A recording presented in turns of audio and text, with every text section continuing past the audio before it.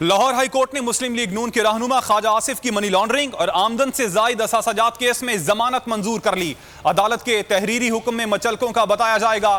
Justice عالیہ ندیم نے remarks دیے کہ نیب خود تو وضاحت نہیں دیتا مگر لوگوں سے پوچھتا ہے کہ وضاحت دو۔ نون لیگ کے صدر شہباز شریف کہتے ہیں خواجہ آصف نے دلیری اور ثابت قدمی سے سیاسی انتقام کا مقابلہ کیا۔